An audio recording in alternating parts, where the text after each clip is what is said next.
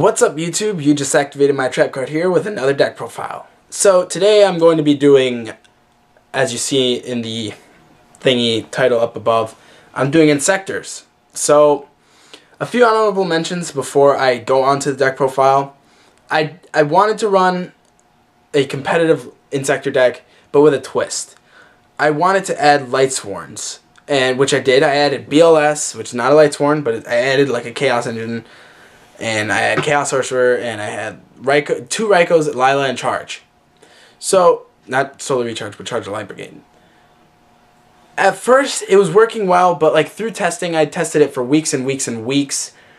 Like, as time went on, I just realized that much milling, while it is good to get your monsters in the grave for like Call of the Haunted, but you can mill some of your power cards like that you really need in your opening hand or something. And now that Pot's at 3, I don't feel like you need that much milling. I'll get to that later in the profile, but I ended up taking out BLS first because when you would draw him opening hand, it's just not that good to start off with because you really don't want to slow roll it in a format like this. Yes, it is a little slower, but Dragons are still powerful, Prophecy is still powerful, and then there's a whole bunch of other rogue decks that you have to deal with, and it's just, you need that opening consistency. So then I opted to take out Lila because it eats up your normal summon, which you really need in this deck.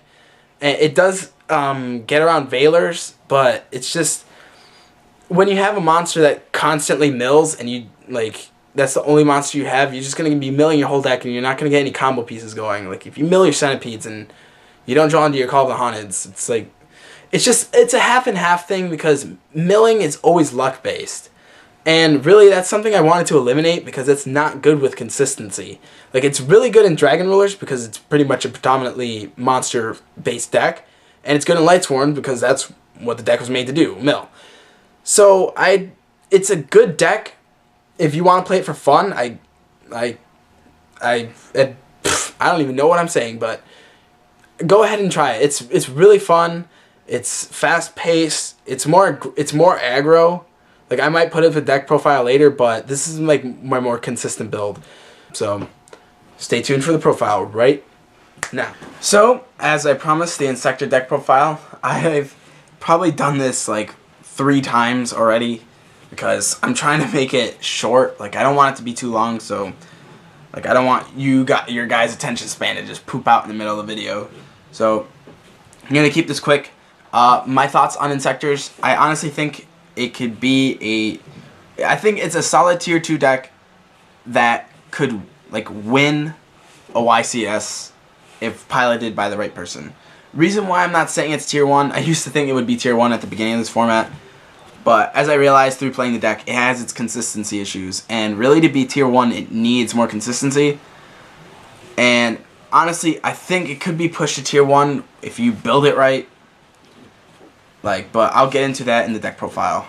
So push those to the side.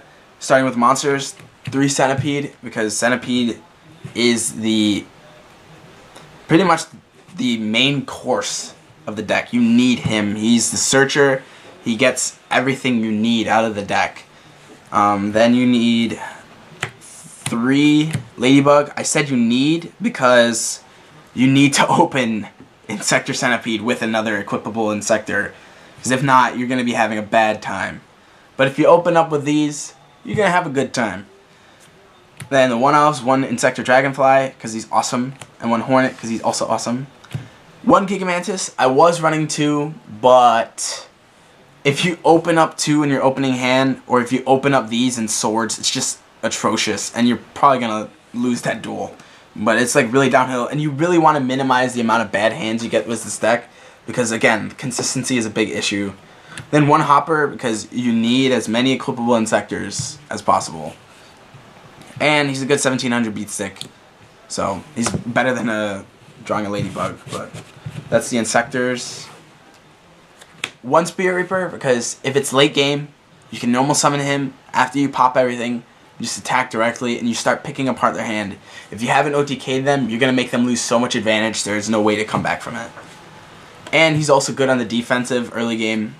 I know people can pop him, but you run Call of the Haunteds, so you can stay safe as long as possible to stall out until you get like centipedes and stuff. 1 Dark Armed. Honestly, I think this is the best deck to make Dark Armed. You can pump him out like every turn that you draw him, except like opening hand you draw him with just spells and traps. That's the only part that sucks about him. But that's Yu-Gi-Oh! 1 Card Trooper, not 2, because I run Call of the Haunted and I can just recycle them, and I don't run many monsters, and I don't want to be milling my my like key spells and traps, like especially Pot of Duality. I want to draw those. Oh, nice spin trick, Card Trooper. Then 2 Maxx because I run like a decent amount of traps to protect myself, especially the Threatining Roars. These would be Cards if I had Cards, but it's still a good card nonetheless because a lot of decks special summon. And if you're very thirsty, you can Insect Imitation it off for a Centipede, because it is a level 2 insect. That's it for the monsters. 3 Pot of Duality. I run 3 because you really need to open. I can't stress how much you need to open Centipede and an Inzektor.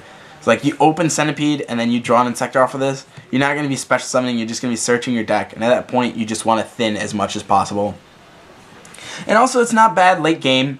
If you have an established board, you can just search for whatever you want. You just Pot of Duality, get like a good spell or trap card that you need. Or if you're in a pickle, you have a Threatining Roar, you Pot of Duality, you get like a key card piece, and then Threatining Roar, and then you're good for the next turn. I actually might run 3 Upstart Goblins, because that'll just make the deck even more get to Centipede faster. And it's like being at what, 34 cards, because this like these 3 and then the Upstarts will eliminate 6 card choices.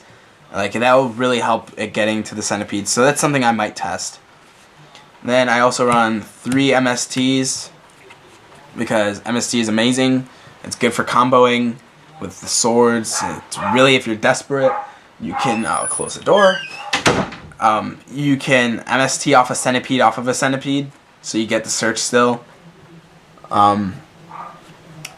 2 Lances, because I love back row hate, and you really need your normal summons to go through. And it's also good on the offensive. Someone tries attacking, you just, bam, your monster's dead, and then I'm just gonna screw you next turn. 2 Sword. I don't like Sword too much. Like, I'd rather have it at 1, but you really need to be able to recycle those Centipedes. Like, if they get torrentialed or like something happens to them, they get attacked over, you need to recycle them off of like Ladybugs or something. And it's really good for OTKing. I really hate drawing it. That's also why I want to run it at 1. But like, because I can search it with Centipede, but sometimes I don't want to search it. So 1 Foolish for the Inzektor not Dragonfly. For, oh well, you can, if you have Call the Haunted and you really need an Inzektor, you just burial whatever you need and then call next turn. But mainly for Hornet. Insect Imitation for the Ladybug and for Maxx if you really are thirsty. And then if you need some extra poppage with Hopper, you just summon Centipede, get some stuff going, and then summon Hopper. Then, again, this would be great. Allure of Darkness, 3 Upstart, and 3 Pot of Duality. I just don't see like where that could go wrong, so that's why I'm going to test it, but I don't have 3 Upstarts. I'm going to get those soon. Then 1 Book of Moon stops synchro plays, flip their monster face down, and just pop it. And it stops attacks, and it's just really good. Like, I haven't played Book of Moon in many of my decks, but it's just, like, kind of needed in this deck. Traps, 2 Fiendish Chain, because it's a very effect-based format right now. 2 Threatining Roars, not 3, because I run 2 Mirror Force. I feel like 2 and 2 is good, because sometimes I don't have any monsters on the board, and I just want to get rid of their monsters instead of just stalling. 2 Call of the Haunted, because it's a really good power card late game. You just seal the game with that card. And then 1 Pinpoint Guard over a 3rd call, because it stops OTKs dead in their tracks. Like, they won't be able to get rid of the monster. So your Dragonfly or your Centipede will be free to do whatever he wants next turn. 1 Compulsory, 1 Torrential. I don't run Dark Hole because at least I can Torrential on my opponent's turn. Like, if I chose to set up differently. And Dark Hole just can become a dead draw when you and your opponent both have like an established field, when you can just pop everything instead. Then 1 Warning, because Warning is Warning. Onto the side deck. Goose the Squirrel down here. One Thunder King, because Thunder King is Thunder King, and he's just amazing. He just stops every deck from searching. He kind of goes in every second duel against most decks. Probably not dragons, though. One Veiler, because it's good against a lot of decks. Pretty much sided in every second duel. One Raikou, because Raikou's good, but I don't run 2 because Macro's at 1, so is D-Fissure. Double Kaiku, because Kaiku is just amazing against dragons and Bujin and Prophecy, which this deck has kind of issues facing all 3 of those decks, because dragons is just really powerful. Bujin has the turtle, and you really need those effects to go off. You need to get rid of the Yamato, and then Prophecy because of Fate. That's the monsters. One Soul Release, again, for pretty much every matchup. You just get rid of key cards. You just banish stuff in the Murmo matchup so they can't Diva, or they can't just recycle monsters. You banish stuff in the Dark World matchup. You banish stuff in the Dragon Ruler matchup so they can't summon anymore. It's just a very versatile card. I like it over DD Crow because you can banish multiple stuff, not just one. And it's really good against Prophecy because you can banish the spellbooks so they don't get targets for Fate.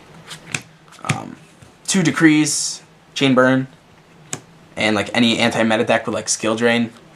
2 Rivalry against Evilswarm because Ophion is a bitch and so is Pandemic. Goes in match against Dragon Rulers, just very powerful. 2 DNA Surgery because this is amazing against Bujin, against Prophecy. You just pretty much wins the Prophecy matchup because they can't Fate, they can't Wisdom, they can't do anything. And then they're all they're going to be doing is searching, and for what? Nothing, because I'm going to be destroying your monsters and everything you have. Also good against Bujin because they can't use the turtle or the crane, because I can't stress like I played a few Bujin decks. It's just really hard to get around Yamato with the Insectors if they have the turtle. And then 1 Soul Drain for Dragon, Mermail, Dark World, etc. And that's the side deck. And extra deck I'm going to go through really quick because there's not much explanation needed. Gachi because I don't want to leave 2 Ladybugs on the field at any time. They're too small unless I have like a Gigamantis. 1 Leviair because he's like the best level 3. You just reborn a banished Centipede, or like you need to get Hornet back into play, you just summon this guy. Giga Brilliant for OTKs. For OTKs, Leviathan. If you need to get over a big monster and you don't have Hornet, you might take him out, depending. I don't know. Might go in for Gaia Charger because I don't have a Gaia Charger right now. Zen Mains, because you need to stall sometimes. 1 Abyss Dweller for pretty much any graveyard base matchup. 1 Gaga Cowboy, because you need an OTK and sometimes you don't get enough damage on board and you can just seal the game with that. But you got to make sure you make your monsters level 4, not level 5. Then Maestro, because he's my fave. You flip your ship face down and he survives Torrential. Black Ship of Corn for like any problem defensive cards. 1 Tyrus because it's like you can push through back rows and pop stuff. Volcasaurus because you can also pop stuff, and burning can sometimes mean game. 1 Shark Fortress because he like 48 direct is just so powerful, and sometimes that's just enough to end the game, and he's just awesome, and it's like a really good common. Inzektor Exostag gets rid of big ass monsters. Like I got rid of a Garunix so I didn't have to worry about him coming back. And then 1 Armor Ninja, he's my favorite. Like I've grown to like him as an ultimate. I usually don't like ultimate cards, but they're really nice. And it's gets around back rows, and sometimes that can mean game. Like if they're riding on a Torrential or a Bottomless or a Mirror Force, like you can just use him. And that's pretty much the deck profile. Yeah. If you have any questions, just comment down below. If you liked it, you disliked it, leave a like or a dislike. It doesn't matter. You still gave me a view. Thanks for watching. I know it took me a while to get this up, but I will bring more. It's just been a little busy lately because of school. College is a lot more busy than I thought it would be. So that was my deck profile of Inzektor's. Comment, rate, subscribe, do whatever you want. You just activated my trap card. Peacing out.